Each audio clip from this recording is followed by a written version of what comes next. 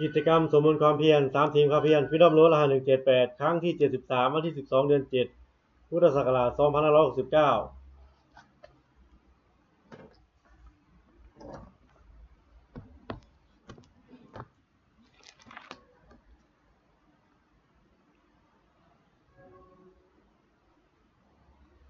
บัดนี้เป็นครั้งที่ 73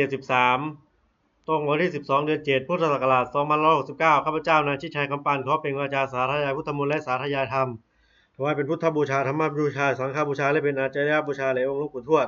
และหลวงปู่ศิลาขอเทพเทวดาเจ้าทั้งหลายโปรดจงมาอนุโมทนาในการสวดสาธยายของข้าพเจ้านี้ขออนุภาพคุณพระรัตนตรัยครูบาอาจารย์และเทพเทวดาทั้งหลายโปรดจงบันดาลให้จิตของข้าพเจ้าเป็นสมาธิอันควรแก่การสวดสาธยายมนต์ต่อไปอะระหังสัมมาสัมพุทโธภควาพุทธังภควันตังอภิวาเทมิสวากขาโตภควตาธัมโมธัมมังนามาสามิสุปฏิปันโนภควโตสาวกสังโฆสังฆังนามามิบทสวดชุมนุมเทวดาสามันตาจักวาเลสุอัตตาระหัจฉันตุเทวตาสัทธัมมังมุนิราชสาสุนันตุสัคโมคทังสักเคกาเมจารุเปคิริสิขรตเตจันตาลิเควิมาเนทีเปรเทจะคาเมตารุวนาคาเนเคหาวทุมมิเคเตภูมิมาจยันตุเทวาชาลทลวิสเมยขาคันทัพนาคาติทันตาสันติเกยังมุนิวรวัจนังสัทโวเมสุนัมตุธรรมสวนกโลยัมปทันตาธรรมสวนกโลยัมปทันตาธรรมสวนกโลยัมปทันตาบทสวดนามการสิทธิคาถานะโมตัสสะภะคะวะโตอะระหะโตสัมมาสัมพุทธัสสะนะโมตัสสะภะคะวะโตอะระหะโตสัมมาสัมพุทธัสสะนะโมตัสสะภะคะวะโตอะระหะโตสัมมาสัมพุทธัสสะบทสวดสัจจกิริยาคาถานาติเมสารนังอัญญังพุทโธเมสารนังวรังเอเตนะสัจวาเชนะโสติเมโหตุสัพพทานาติเมสารนังอัญญังธัมโมเมสารนังวรังเอเตนะสัจวาเชนะโสติเมโหตุสัพพทานาติเมสารนังอัญญังสังโฆเมสารนังวรังเอเตนะสัจวาเชนะโสติเมโหตุสัพพทาบทสวดมหาสมัยสูตรเอวัมเมสุตตังเอกังสมยังภควาสักเกสุรติกบิลวัตุสมิงมหาวณีมหาตาภิกขุสังเขนะสัตถิงปัจจมัตเตหิภิกขุสัตเตหิสัพเพวะอรหันเตหิทัสสหิจารุกธาตุหิเทวตาเยภูเยนะสันนิปริตาโหติภควันตังทัสสนยะภิกขุสังคัญจะอาตโคจตุนังสุทาวาสกายิกานังเทวานังเอตถาโหสียังกุภควาสักเกสุรติกบิลวัตุสมิงมหาวณีมหาตาภิกขุสังเขนะสัตถิงปัจจมัตติหิภิกขุสัตติหิสัพเพวะอรหันติหิทัสสิจารุกธาตุหิเทวตาเยภูเยนะสันนิปริตาโหติภควันตังทัสสนายะภิกขุสังคัญจะยานุนามายาปิเยนะภควาเตนุปัสสังกมยมะอุปสังคมิตาวาภควโตสันติเกปเจกคาราปัสยามติอัตโคตาเทวตาสยทัพปินามะภรวาปุริโสสมิจิตังวาพังปัสสริยะปัสสริตังวาพังสมิจยะเอวะเมวะสุทาวาเสสุเทเวสุอันตรหิตาภควโตปุระโตปาตุระหังสุอรหุตาเทวตาภควันตังอภิวาเทตวาเอกามันตังอทังสุเอกามันตังนิตะคุเอกาเทวตาภควโตสันติเกอิมังกทังอภาสิมหาสัมมายุปวานะสมิงเทวกายาสมังคตาคตัมหอิมังธรรมะสัมยังทักิตายวะอปราจิตสังคติยตโคอปราเทวตาภควโตสันติเกอิมังกทังอภาสิตตระภิกขโวสมัทธสุจิตังอัตโนอุจุกรรมกังสุสารทิวานิตานิเคตวาจริยานิลักขติปันทิตาอติอรหุอปราเทวตาภควโตสันติเกอิมังกทังอภาสิเชตวาคีลังเชตวาปริคังอินทกีลังโอจามะเมชาเตจาราติสุทาวิมาลาเตกุปตาสุตตาสุสุนาอาคาติอรหุอปาราเทวตาภควโตสันติกิยิมังกทังอภาสิเยเกติพุทธังสรณังคตาเสนะเตขมิสันติอปายะภูมิงปหายามานุสังเสหังเทวกายังปาริบุเรสันติอิติอรหุภควาภิกขุอมันเตสิเยภูเยนะภิกขเวทาสุโลกธาตุสุเทวตาสานิปติตาโหติตถาคตังทัสสนยะภิกขุสังคัญจะเยปิเตภิกขเวเหสุมติธรรมทานังอรหันโตสัมมาสัมพุทธาเตสัพพิภควันตานังเอตปะระมายวะเทวตาสานิปติตาโหหิสุเสยทัพปิมหังเอตันหิเยปิเตภิกขเวปริสันติอนาคตมัทานังอรหันโตสัมมาสัมพุทธาเตสัมปิภควันตานังเอตปะระมายวะ วตาสานิปติตาภวิสันติเสยทัพปินะไมหังเอตาลิหิอาติกิสามิภิกขเวเทวกายานังนามานิจิตติสามิภิกขเวเทวกายานังนามานิสันติสามิภิกขเวเทวกายานังนามานิตังสุนาตาสาธุกรรมะสิกโลทะภาสิสามีติเอวมหันเตติโคเตภิกขุภควโตปัจจตุสุภควะเอตทัพโวจาสีโลกามนุกัสสามิยถาภูมาตถาสิตายสิตาคิลาภาลาเมตตาสมัยตารูเสหาวสัลลินาโลหังสาปิสามุโนโอทาตะวนาสาสุทาวิตปัสสนามนาวิลาพินโยปัจจสเตยตวาวันเนกปิโลตเวตตัวมันติสัทธาสาวเกสสนิรติเทวกายาภิกันตาเทวิชานาถภิกขโวเตจาตะภมะกลุงสุตวาวุฒสาสสนังเตสัมมาตุลหญานังอมนุสานัสสนังอภิเกสัตมะตุหุสาสังอาถาสตลิงสตังเอเกสาสานังอมนุสานามัทสุงอภิเกนัสมัตถุงทิสาสภาพุตตาหุตจะสพังอินอภิญญาภวะคิวานะจักกุมาตตัวมันติสัทธาสาวเกสสนิรติเทวกายาภิกันตาเตวิชานาถภิกขโวเตเยวังกิตเยสามิที่ราหิอนุโภโสสัตตสหัสสาวะยะขากุมากปิโลทวายิมันโตสิติมันโตนามันโตสัสสิโนมัทมนาภิกามุภิกนาสัมปติวนังชาสาสายมาวตายะขานานะตวานิโนที่มันโตสิติมันโตนามันโตสัสสิโนมัทมนาภิกามุภิกนาสัมปติวนังสาตาคิลาติสาสายะขานานะตวานิโนที่มันโตสิติมันโตนามันโตสัสสิโนมัทมนาภิกามุภิกนาสัมปติวนังอิเตเตโสรสัสสายะขานานะตวานิโนที่มันโตสิติมันโตนามันโตสัสสิโนโมทมนาภิกามุภิกนาสัมปติวนังภิกขุนันจะโมทมานาภิกามุภิกขุนังสามิติงวานังเวสามิตาปัจจชาตายะขานานะตวานิโนที่มันโตชุติมันโตนะมันโตสัสสิโนโมทมานาภิกามุภิกขุนังสามิติงวานังกุมิโรนะจักขิกุเววิลาสานิเวสนังพิญโยนังสะตาสหาสังยะขานังปาริโลปัสสติกุมิโรนะจักขิกุโสภคัสสามิติงวานังกุลิมานจาทิสังราชาพัทธาโถปัสสสติคันทพานังอติปริมาราชายะสติโสปตาปิตาสาภะเวทมนามหาภราอิทิมันโตชุติมันโตนะมันโตสัสสิโนโมทมานาภิกามุภิกขุนังสามิติงวานังทักขีนาจาที่สังราชาวิรุณโหตาปัสสสติกุมภาธนาคติปิติมาราชายะสติโสอุตตาเปตาสาภาโวเวทมนามหาภราอิทิมันโตชิติมันโตนะมันโตสัสสิโนมัทมนาภิกามุภิกขุนังสัมมิติวานังปาทีมัจจาที่สังราชาวิรุปโคปัสสสตินาคนังติปิติมาราชายะสติโสอุตตาเปตาสาภาโวเวทมนามหาภราอิทิมันโตชิติมันโตนะมันโตสัสสิโนมัทมนาภิกามุภิกขุนังสัมมิติวานังอุตตารัญจาที่สังราชาวิรุตตาปัสสสติยะคนังติปิติมาราชายะสติโสอุตตาเปตาสาภาโวเวทมนามหาภราอิทิมันโตชิติมันโตนะมันโตสัสสิโนมุทมนาภิกามุภิกขุนังสัมปติวานังวิริมาเทสังฆตระโทระกินนาวิเนโกปัจจิมินาวิรุปโคเวโลอุตรังที่สังจาตโรเตมหาราชาสามันตาจตุโรทิสาทัทลมนาทัสสุวเนกปิโลตเวเตสังมัญญาวิโนทัสสาคูวาจานิกาสัทธามายากุเตทุเวเตทุวิภูจาวิภูโตสหจันทโนกามาเสโสจากินุคันหุนิคันทุจะปานาโหปามัญยุตะเทวสุโตจะมัตตลิจิตาเสโนจะคันนโบนะโลราชานาโรราชาชโนสาภูอาคูปัจจสิโคจวาติมพโลสุริยวัสสะเอเตจันเยจราชาโนคณปัสสาราชุพิมุทมนาภิกามุภิกขุนังสัมมิติวานังอาทัคูนาภาษานาคาเวสาลาสหัตจกากัมพลัสสตราคูปัญคาสหายาติพิยมุนาทัสลาถาจาคูนาคายสัสสิโนเอราวันโนมานาโคโสปะคัสสัมมิติวานังเยนาคาราเชสหสาหาราติทิพาทิชาปขีวิสุรจักขุเวหารยาสาเตวนาชปาตาสิตราสุปนาอิติเตสนามังพยันตะทานาคาราชานะมาสีสุปานโดเคมะมะกาสีพุทโธสานะหิวาจาหิวะหายันตานะคะสุปนาสรณะมะกังสุพุทธังสิตาวติลหะเทนะสมุทังอสุราสิตาภาตโรวัสวะสิติอิมันโตยสัสสิโนการกัญชามหาวิสมาอสุราหาเวนะสาวิปัจจิติสุจีจาปหาราสุนามจิสะสัตยาภริปุตตานังสัพเพโรตนามะกาสันในเทวะภริงเสนังตะหุนมุปากะบุงสัมมยุทานิพัตันเตภิกขุนังสัมมิติวานังอาโปจาเทวาปัทวีจาเทโยวาโยตถาคมุวรุณาวารุณาเทวาโสโมจายะสสาสหะเมตตากรุณากายิกาคูเทวายะสัสสิโนทัสสิเตหะกายาสเพนะตอนิโนอิทิมันโตชิติมันโตมนะมันโตยะสัสสิโนมัทมนาภิกามุภิกขุนังสัมมิติวานังเมตุจาเทวาสาลีจาสมาจาทุเอมาจานุสุนิสาเทวาจันทมาคูปุรคิตาสุริยสุวรรณสาเทวาสุริยมาคูปราคิตานาขาตานิปุรคิตวาคุมันทัมมลากาวสุนังวสโมเสโทสโกปะคาบุลินโททัสสิเตหะทากายาสเพนะตัวนิโนอิมันโตชิติมันโตนะมันโตสัสสิโนเดนะวันโตยะสัสสิโนมัทมนาภิกามุภิกขุนังสัมมิติวานัง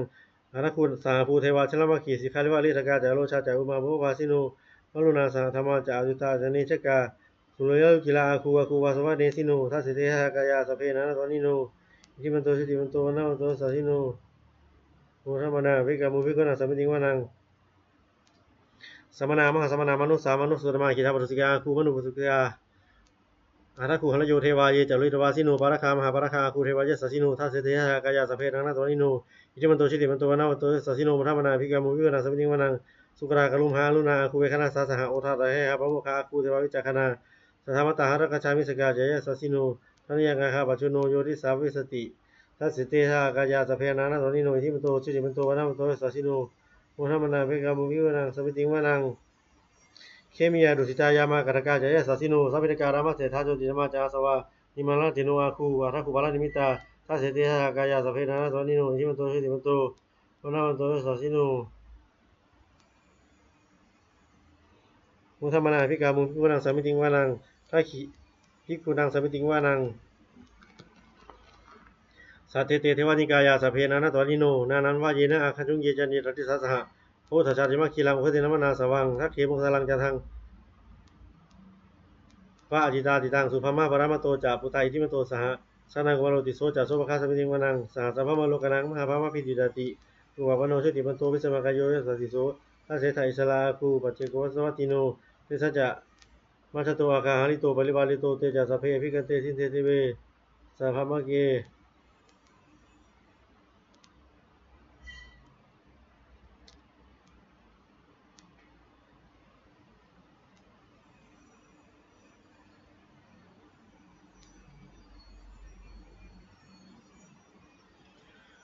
สาพัมมะเกมาราเสนาภิกามิปัสสะกนาสามันทิยังเอถาคนาถาพันธถาราคินะพันธมาสุ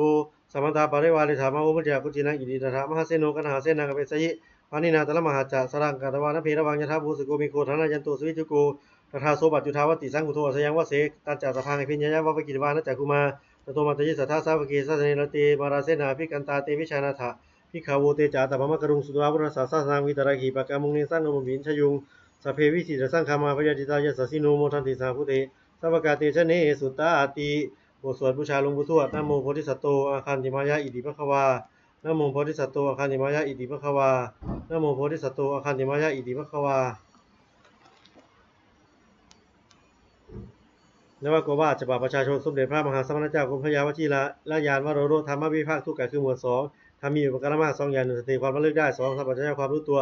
ทำให้โลกบาลคือคุ้มครองโลกสองอย่างหนึ่งหิริความได้กระจายสองอัตตาความกินกลัวทำให้งามสองอย่างหนึ่งขันติความอดทนสองสัจจะความเงียบบุคคลหาได้ยากสองอย่างหนึ่งบุพการีบุคคลผู้ทำอุปการะก่อนสองกตัญญูกตวิธีบุคคลผู้รู้อุปการะที่ท่านทำแล้วและตอบแทนติกาคือหมวดสามรัตนะสามอย่างพระพุทธหนึ่งพระธรรมหนึ่งพระสงฆ์หนึ่งท่านผู้สอนให้ปราศจากทุกข์เป็นผู้ชอบด้วยกายวาจาใจตามพระธรรมวินัยที่ท่านเรียกพระพุทธศาสนาชื่อพระพุทธเจ้าสองพระธรรมวินัยเป็นคำสั่งสอนของท่านชื่อพระธรรมสามหมู่ชนที่ฟังคำสอนของท่านแล้วปฏิบัติชอบตามพระธรรมวินัยชื่อพระสงฆ์คุณของรัตนะสามอย่างพระพุทธเจ้ารู้ดีรู้ชอบด้วยพระองค์เองก่อนแล้วสอนผู้อื่นให้รู้ตามด้วยพระธรรมย่อมรักษาผู้ปฏิบัติไม่ให้ตกไปในที่ชั่วพระสงฆ์ปฏิบัติชอบตามคำสอนของพระพุทธเจ้าแล้วสอนให้ผู้อื่นกระทำตามด้วยอาการที่พระพุทธเจ้าทรงสั่งสอนสามอย่างหนึ่งทรงสั่งสอนเพื่อจะให้ผู้ฟังรู้ยิ่งเห็นจริงในธรรมที่ควรรู้ควรเห็น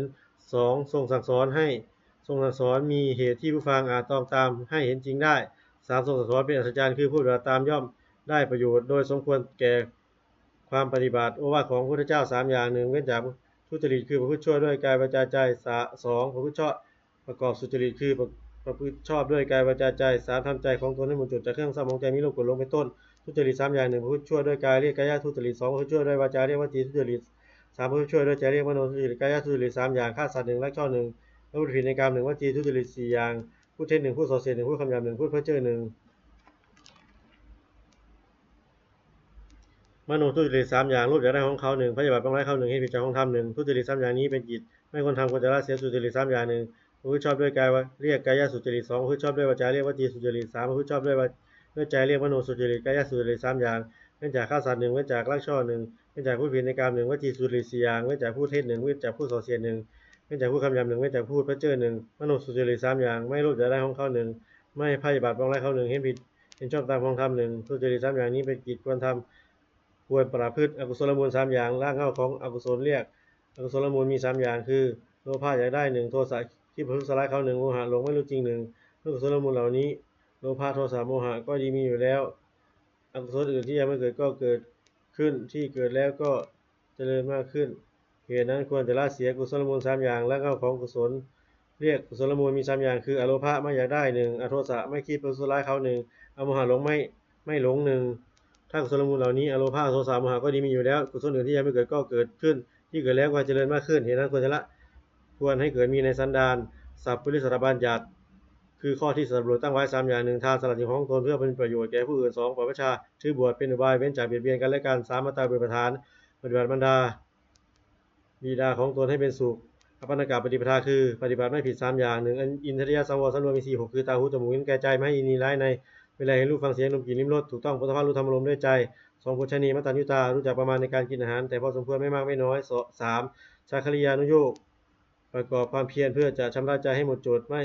เห็นแก่นอนมากนักบุญกิริยาวัตถุ3อย่างเป็นสิ่งเป็นที่ตั้งแห่งการบำเพ็ญบุญเรียกบุญกิริยาวัตถุโดยย่อมี3อย่าง1ทานามัยบุญสำเร็จด้วยการบริจาคทาน2ศีลนามัยบุญสำเร็จด้วยการรักษาศีล3ภาวนามัยบุญสำเร็จด้วยการเจริญภาวนาสามัญลักษณะ3อย่างลักษณะที่เสมอกันแก่สังขารทั้งปวงเรียกว่าสามัญลักษณะแต่ละก็เรียกแจกเป็น3อย่าง1อนิจจตาความเป็นของไม่เที่ยง2ทุกขตาความเป็นทุกข์3อนัตตาความเป็นของไม่ใช่ตน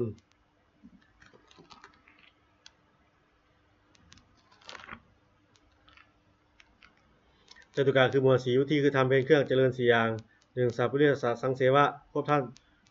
ผู้ประพฤติชอบด้วยกายวาจาใจเรียกว่าสัตตบุรุษ2สัทธรรมสวนะฟังคำสั่งสอนของท่านโดยเคารพ3โยนิโสมนสิการตีตองให้รู้จักสิ่งดีหรือชั่วโดยอุบายที่ชอบ4ธรรมานุธรรมปฏิปติประพฤติธรรมสมควรแก่ธรรมซึ่งได้ตองเห็นแล้วจาก4 1ปฏิรูปประเทศสวาสาอยู่ในประเทศอันสมควร2สัพพุริสุสะปัสสยะครบสัตตบุรุษ3อัตตสัมมาปณิธิตั้งตนไว้ชอบ4อุเพกตาปุญญตาความเป็นผู้ได้ทำความดีไว้ในปางก่อนทำ4อย่างนี้ดูแล้วล้วนนำมาสู่ความเจริญอคติ4 1ลำเอียงเพราะรักใคร่กันเรียกฉันทคติ2ลำเอียงเพราะไม่ชอบกันเรียกโทสะคติลำเอียงเพราะ3ลำเอียงเพราะเขาเรียกโมหคติ4ลำเอียงเพราะกลัวเรียกพยาคติอคติ4ประการนี้ไม่ควรประพฤติอันตรายของภิกษุสามเณรผู้บวชใหม่4อย่าง1อดทนต่อคำสอนไม่ได้คือเบื่อต่อคำสั่งสอนที่เกียจทำตาม2เป็นคนเห็นแก่ปากแก่ท้องทนความอดอยากไม่ได้3เพลิดเพลินในกรรมคุณถ้ายันอยากได้สุขยิ่งขึ้นไป4รักผู้หญิงภิกษุสามเณรผู้หวังความเจริญแก่ตนควรระวังอย่าให้อันตราย4อย่างนี้ย่ำยีได้ประธานคือความเพียร4อย่าง1สังวรประธานเพียรระวังไม่ให้บาปเกิดขึ้นในสันดาน2ปหานประธานเพียรละบาปที่เกิดขึ้นแล้ว3ภาวนาประธานเพียรให้กุศลเกิดขึ้นในสันดาน4อนุรักษณประธานเพียรรักษากุศลที่เกิดขึ้นแล้วไม่ให้เสื่อมความเพียร4อย่างนี้เป็นความเพียรชอบประกอบให้มีในตนอธิษฐานธรรมคือธรรมที่ตนตั้งไว้ในใจ4อย่าง1ปัญญารับรู้สิ่งที่ควรรู้2สัจจะความจริงใจคือเพื่อสิ่งใดก็ให้ได้จริง3จะฆ่าสละสิ่งที่เป็นข้าศึกแก่ความจริงใจ4อุปสมะสงบใจจากสิ่งที่เป็นข้าศึกแก่ความสงบอิทธิบาทคือคุณเครื่องเจริญให้สำเร็จอิทธิบาทคือคุณเครื่องให้สำเร็จความประสงค์4อย่าง1ฉันทะพอใจรักใคร่ในสิ่งนั้น2วิริยะเพียรประกอบสิ่งนั้น3จิตตะเอาใจฝักใฝ่สิ่งนั้นไม่วางธุระ4วิมังสามันติตองพิจารณาเหตุผลในสิ่งนั้น3เลยคุณ4อย่างนี้มีบริบูรณ์แล้วอาจชักนำบุคคลให้ถึงสิ่งที่ต้องประสงค์ซึ่งไม่เหลือวิสัยควรทำความไม่ประมาทในที่4สถาน1ในการละกายทุจริตประพฤติกายสุจริต2ในการละวจีทุจริตประพฤติวจีสุจริต3ในการละมโนทุจริตประพฤติมโนสุจริต4ในการละความเห็นผิดทำความเห็นให้ถูกอีกอย่างหนึ่ง1ระวังใจไม่ให้กำหนัดในอารมณ์เป็นที่ตั้งแห่งความกำหนัด2ระวังใจไม่ให้ขัดเคืองในอารมณ์เป็นที่ตั้งแห่งความขัดเคือง3ระวังใจไม่ให้หลงไหลในอารมณ์เป็นที่ตั้งแห่งความหลงไหล4ระวังใจไม่ให้มัวเมาในอารมณ์เป็นที่ตั้งแห่งความมัวเมาปาริสุทธิศีล4 1ปฏิโมกขสังวรสำรวมในพระปฏิโมกข์เป็นข้อที่พระพุทธเจ้าห้ามทำตามข้อที่พระองค์ทรงอนุญาต2อินทิราสังวรสำรวมมี4 6คือตาหูจมูกลิ้นกายใจไม่ให้ยินดีร้ายในเวลาเห็นรูปฟังเสียงดมกลิ่นลิ้มรสถูกต้องพุทธภาพรู้ธรรมอารมณ์ด้วยใจ3อาชีวะปริสุทธิเลี้ยงชีวิตโดยทางที่ชอบไม่หลอกลวงเขาเลี้ยงชีวิต4ปัจจยปัจจเวคขณะพิจารณาเสียก่อนจึงบริโภคปัจจัย4คือจีวรมีทบาทเสนาสนะเภละเภสัชไม่บริโภคด้วยตัณหาอารักขากรรมฐาน4 1พุทธานุสติและลึกถึงพระพุทธเจ้าที่มีในพระองค์และทรงเกื้อกูลแก่ผู้อื่น2เมตตาไม่เป็นติคิดจะให้สัตว์ทั้งปวงมาสู่ทั่วหน้า3อสุภะพิจารณาร่างกายตนและผู้อื่นให้เป็นไปไม่งาม4มรณสตินึกถึงความตายอันจะมีแก่ตนกรรมฐาน4อย่างนี้ควรเจริญเป็นนิจพรหมวิหาร4 1เมตตาความรักใคร่ปรารถนาจะให้เป็นสุข2กรุณาความสงสารคิดจะช่วยให้พ้นทุกข์3มุทิตาความพอยินดีเมื่อผู้อื่นได้ดี4อุเบกขาความวางเฉยไม่ดีใจไม่เสียใจเมื่อผู้อื่นถึงความวิบัติ4อย่างนี้เป็นเครื่องอยู่ของท่านผู้ใหญ่